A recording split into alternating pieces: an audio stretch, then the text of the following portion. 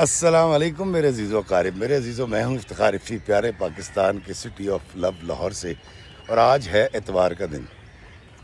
दोस्तों, आज आपसे शेयर करना था मैंने कि गुज़िश्ता रोज़ मेरे वालदैन की 60वीं सालगिरह थी। जी हाँ, शादी की 60वीं सालगिरह, यानी 6 दहाइयाँ गुज़र गई हैं मेरे वालदैन की शादी को। अब्बा जी ज़रा बीमार हैं, उनको क्योंकि फालिज हो गया था। वालदा मोहतरमा बड़ी फ़िट हैं, भागती फिरती हैं और सारे काम करती हैं। और रात को हमने पूरा एहतमाम कर रखा था खाने का। मेरे रिश्तेदार आए हुए थे, मेरे अब्बा के भांजे भतीजे जो बहुत बूढ़े हो चुके हैं अब, उनकी उम्रें भी, मेरी भी उम्र कम नहीं है माशाल्लाह, मैं 56 साल का हूँ और बड़े भाई मुझसे 2 साल बड़े हैं। तो दोस्तों, रात को हमने केक काटा, खाना खाया और कुछ ऐसे मेहमान मैंने बुला रखे थे, अल्लाह के बंदे, जिनको इस तरह का खाना, जिसको हम थोड़ा सा बेहतर खाना कहते हैं, वो मैसर नहीं होता। हमने उनके साथ भी सेलिब्रेट किया, उनको भी खाना खिलाया, अल्लाह के बंदों को जो मुस्तहिक होते हैं। बताना मैंने आपको ये था कि रात को मैं भी बहुत खुश था, मेरे वालदैन, मेरे बहन भाई, हम सब खुश थे। और कुछ तस्वीरें हमने ऐसी भी बनाई जिसके अंदर मेरे वालदैन जो है अपने पड़पोते और पड़पोतियों के साथ बैठे हुए हैं। तो रात को एक बहुत बड़ा जश्न था मेरे घर में, क्योंकि वालदैन जिनके हैं वो ये बात समझ सकते हैं और जिनके नहीं हैं वो भी ये बात समझ सकते हैं कि वालदैन का होना कितनी बड़ी नेमत है और अल्लाह ताला की कितनी बड़ी बरकत शामिल है इसके अंदर। सबसे खूबसूरत बात रात को ये थी कि मेरी वालदा हम भाइयों को प्यार कर रही थी और उनकी आंखों में आंसू थे और वह कह रही थी कि मेरे बच्चे दुनिया के सबसे अच्छे बच्चे हैं। और हम सब भाइयों को मेरी माँ ने बड़ी दुआएं दी। अब्बा चूँकि बोल नहीं सकते, उनकी ज़बान में लुकनत आ चुकी है, लेकिन हमने रात को बहुत एंजॉय किया। और एक और बात बताता हूँ, जब 50वीं सालगिरह हुई थी आज से 10 साल पहले, उस वक्त हमने बाकायदा तौर पर एक मार्की हायर की थी और उन दिनों नई नई लाहौर में मार्कियाँ लग रही थी और हमने पूरे ख़ानदान को बुलाया था।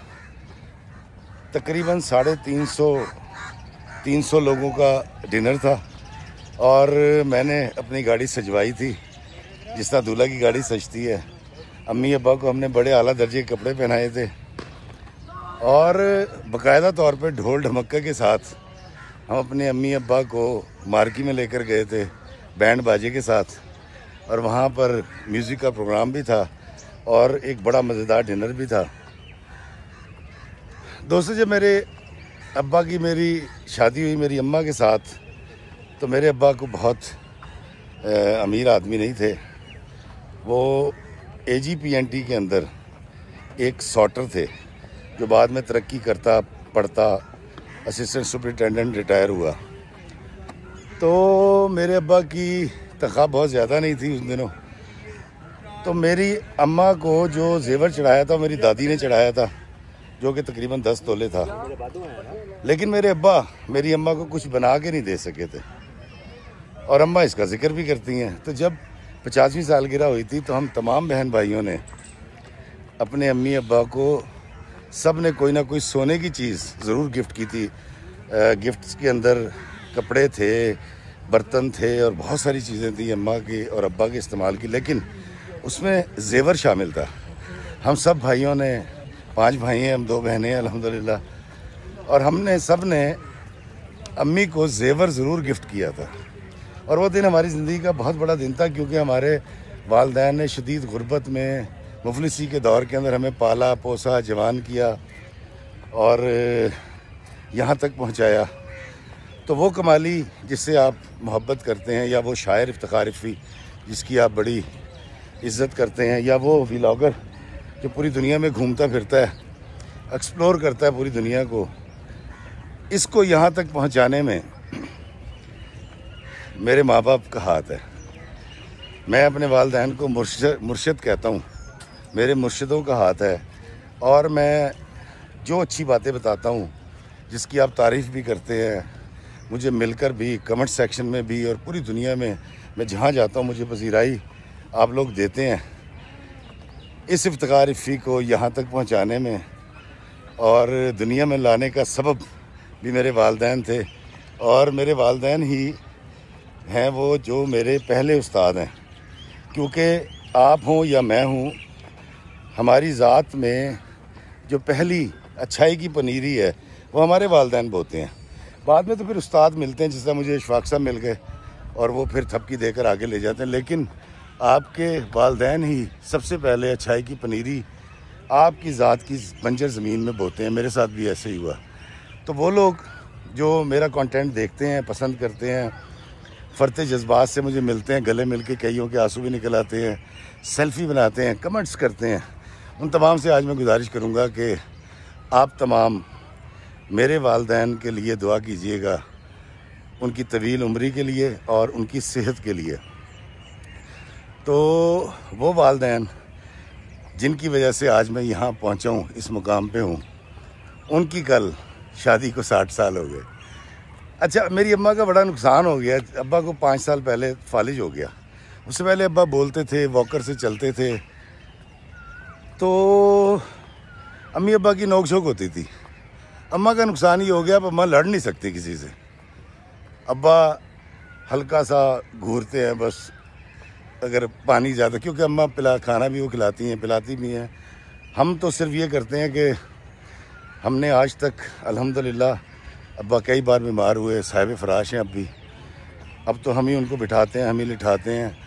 मेरे ख़ास तौर पे मेरा भाई नुमान, इमरान, कामरान, जुल्फ़ी साहब, वो बहुत ज़्यादा खिदमत करते हैं। मैं कम करता हूँ, मेरे बच्चे ज़्यादा करते हैं, मुझे एतराफ़ है। लेकिन उनका पैम्पर चेंज करना, उनकी सफाई का ख्याल रखना, उनको नहलाना, ये बड़ा ज़रूरी है। तो ये हम सब करते हैं। और 5-5.5 साल से तो मुसलसल इसलिए ज़्यादा है कि अब अब्बा चल नहीं सकते फालिज के बाद। तो बताना ये था कि मेरे भाइयों ने और मेरे बच्चों ने, मेरे भतीजों ने मिलके, आज तक मेरे भांजों ने मेरे अब्बा को एक बार भी बेड सोल नहीं होने दिया। ये वो लोग जानते हैं मैं क्या कह रहा हूँ, जिनके घर में कोई ऐसा पेशेंट होता है जो साहिब फराश हो, जो बिस्तर पे पड़ा हो। मेरे वालिद मोहतरम के कमरे का एसी कभी बंद नहीं होता। उनके लिए हमने एक मेडिकेटेड बेड है जो रिकमेंड किया जाता है हॉस्पिटल्स में। उस बेड के ऊपर एक ख़ास तरह का गद्दा है फोम का, और उस गद्दे के ऊपर एक ख़ास तरह का गुब्बारों वाला, मैं उसको मैट्रेस कहता हूँ, जिसमें हर वक्त एक मशीन हवा भरती रहती है और जिस्म जो है नीचे से वो गलता नहीं है या बेड सोल नहीं होता।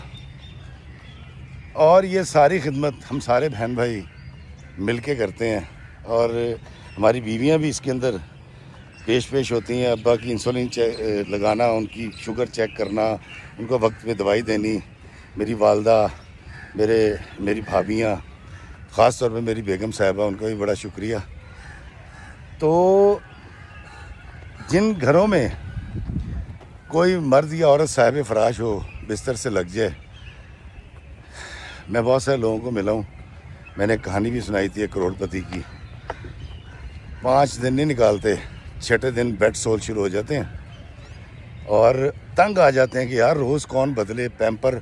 और मैं आपको बताता हूँ, यहाँ मैं ज़रूर जिक्र करूँगा, हमारे एक दोस्त हैं जी, जापान में होते हैं, और मुजम्मिल भाई, ये मुजम्मिल भाई मुझे मिले थे जापान में, और इन्होंने मुझे मेज़बानी की मेरी, और बड़ी खिदमत की थी मुजम्मिल भाई ने। तो इन्होंने माजिद साहब के रेफरेंस से मुझे मिले थे। माजिद हमारे दोस्त होते हैं जापान में, जिनकी इनविटेशन पे मैं गया था। मुजम्मिल भाई ने, जब मैं आ रहा था जापान से पिछले साल, तो उन्होंने मुझे पैम्पर्स दिए थे, और वो पैम्पर मैं जब लेकर आया तो अब्बा ने बड़ा कंफर्टेबल महसूस किया। पैम्पर अलग है, उसका पैड अलग है, तो जब वो भर जाता है पैड तो हम निकाल के दूसरा पैड भी लगा सकते हैं, और बड़े कंफर्टेबल हैं, लीक भी नहीं होते। तो आप यकीन कीजिए कि मुजम्मिल भाई मेहरबानी करते हैं, हर आते जाते के हाथ ना 100-200 पैम्पर भेज देते हैं। तो फिर अल्लाह ऐसे भी सबब बना देता। तो मैं हंसता हूँ अब्बा जी के कान में कह के, मैं कहा भाई तुसी बड़े भागा लियो तुहाडे लई पैंपर भी जापान तो आते हैं। तो दोस्तों हमें इस सारी खिदमत में जो कि मैं कम कर पाता हूँ, बल्कि नहीं कर पाता, मेरे भाई, मेरे बच्चे, मेरे भतीजे, मेरे भांजे, उनके लिए बहुत दुआ कीजिएगा। बहुत खिदमत करते हैं, ख़ास तौर पर नुमान जो मेरा छोटा भाई है। और अब्बा ज़िद भी करते हैं, अब्बा बिल्कुल एक बच्चे बन चुके हैं, फिर बहुत कम हंसते हैं। लेकिन जब मेरे ससुर साहब आते हैं जो कि उनके भांजे हैं, उनको देख के बड़ा खुश होते हैं। मेरे एक चचा का बेटा जहांगीर, उसको देख के कह के लगाते हैं। और फिर मैं अब्बा को पुरानी बातें याद दिलाता रहता हूँ, क्योंकि जब तक अब्बा बोलते थे ना, तो मैंने अपने कई वीडियोज़ में बताया था कि अब्बा या कोई भी बूढ़ा जब ज़ईफ़ उम्र हो जाता है तो वो एक वाक़या बार बार सुनाता है। मेरे अब्बा जब तक बोलते थे तो एक ही वाक़या बार बार सुनाया करते थे, और हर बार मैं ऐसे सुनता था जैसे मैं पहली बार सुन रहा हूँ, इतने इन्हमाक के साथ। अच्छा अब्बा जी फिर क्या हुआ, फिर फलां हुआ, फिर ये हो गया, फिर झगड़ा हो गया, फिर फलां। तो मैं वो सारी बातें सुना करता था उनकी। अब अब्बा बोल नहीं सकते, और अगर कुछ बोलते हैं तो वो हमें समझ नहीं आता, क्योंकि ज़बान में लुकनत आ चुकी है। लेकिन हम अभी भी अब्बा जब कुछ बुड़बुड़ा रहे होते हैं तो हम जी हाँ, जी जी, अच्छा फिर क्या हुआ, ये कर रहे होते हैं। और सबसे अच्छी बात कल की, जो मैं फिर दोबारा दोहराऊंगा, मेरी माँ ने जो कहा हम सब भाइयों के लिए कि मेरे बच्चे बहुत अच्छे हैं, जिस तरह से इन्होंने खिदमत की है, जिस तरह से इन्होंने आज तक हमें कोई तंगी नहीं आने दी, अल्लाह ताला इनको सारी ज़िंदगी किसी भी तंगी का शिकार ना करे। तो दोस्तों, वो लोग जिनके वालिदैन इस दुनिया में नहीं हैं, यकीनन वो बहुत तकलीफ़ में होंगे और उनके लिए दुआ करते होंगे। मैं भी दुआ करूँगा उनके लिए। लेकिन अगर आपके घर में आपके वालिदैन हैं तो आप यकीन कीजिए कि आप अल्लाह ताला की ख़ास रहमतों के साए में हैं। अगर आपके घर में बूढ़े वालिदैन हैं और वो साहिब फ़राश हैं, तो उनकी खिदमत करना, उनके पास बैठना, उनका पैम्पर वक्त पे चेंज करना, उनकी दवाई का ख्याल रखना, ख़ास तौर पे सफाई का ख्याल रखना बेहद ज़रूरी है। बड़ा मज़ा आया कल, हमने बहुत एंजॉय किया। और जब 50वीं सालगिरह हमने मनाई थी तो मैंने अल्लाह से दुआ की थी कि या अल्लाह हम 60वीं सालगिरह भी मनाएं। और वो दिन कल गुज़रा और ख़ुशी के मारे तो सारी रात मैं सो भी नहीं सका, तो मैं भी 1-2 घंटे सो सका रात को, लेकिन एंजॉय बहुत किया हमने। तो क्यों क्या मेरे अज़ीज़ो अकारिब हैं, इसलिए आपको बताना बेहद ज़रूरी था कि मेरे वालिदैन की शादी को अल्हम्दुलिल्लाह अल्हम्दुलिल्लाह अल्लाह के फजल से 60 साल हो गए हैं। और मुझे आज तक जो इज़्ज़तें, जो तौक़ीर, जो मरातिब मिले हैं, जो आपकी मोहब्बत मिली है, ये मेरे माँ बाप की दुआओं का नतीजा है और उन्हीं की तरबियत थी। तो वो लोग जो मुझसे मोहब्बत करते हैं, मेरे कंटेंट से मोहब्बत करते हैं, मेरी शायरी से मोहब्बत करते हैं, मेरी एक्टिंग को सराहते हैं, उन तमाम से मैं दस बस्ता गुजारिश करूँगा कि मेरे वालिदैन के लिए खुसूसी दुआ कीजिएगा। और उन तमाम वालिदैन के लिए जो अपने बच्चे बड़ी मोहब्बत और प्यार से पालते हैं, वो भी सेहतमंद रहें और खुश रहें और आबाद रहें। दोस्तों, मेरी माँ जब रात को गले लगा के रोते हुए हम सब भाइयों को ये कह रही थी ना कि मेरे बच्चे बहुत अच्छे हैं, अल्लाह ताला हर एक को ऐसी औलाद दे। बच्चों, तुमने जो आज तक मेरे लिए आसानियाँ पैदा की हैं, मेरे मियाँ के लिए की हैं, अल्लाह ताला तुम्हारी ज़िंदगी में तुम्हारे लिए, तुम्हारी औलादों के लिए, नस्लों के लिए आसानी पैदा करे। तो मुझे बड़ा पक्का यकीन था, आमीन कहने के साथ साथ, कि ऐसा ही होगा।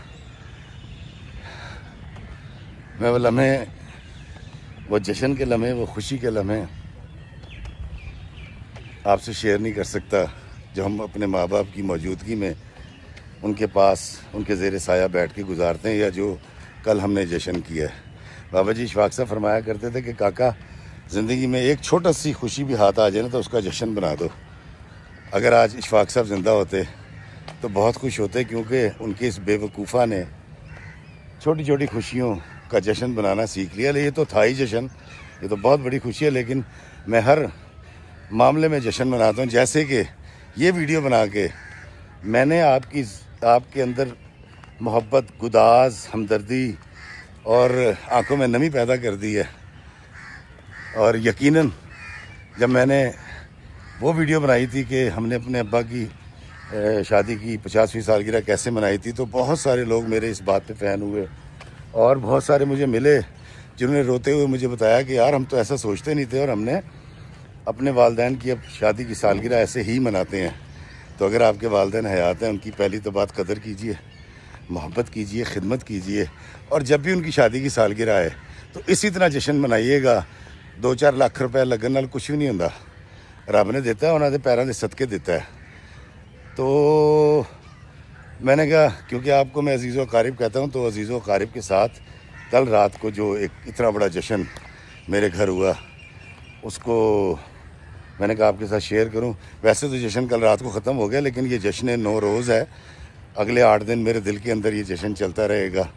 और अपने कमेंट्स में मैं आपसे गुजारिश करूंगा कि जो भी आगे कमेंट करे वो मेरे वालिदैन के लिए और हर उन वालिदैन के लिए जो हयात हैं, कामयाबी की, सेहत की और तंदुरुस्ती की दुआ करें। इमोशनली मैंने ये वीडियो बनाया है, पत्नी में क्या कह गया कुछ ना समझे, खुदा करे कोई। सलामत रहिए, खुश रहिए, आबाद रहिए और मुझे दीजिए इजाज़त इस दुआ के साथ कि अल्लाह में आसानियत फरमाए और आसानियत तकसीम करने का शर्फ अता फरमाए। आमीन। अस्सलाम वालेकुम व रहमतुल्लाहि व बरकातुहू।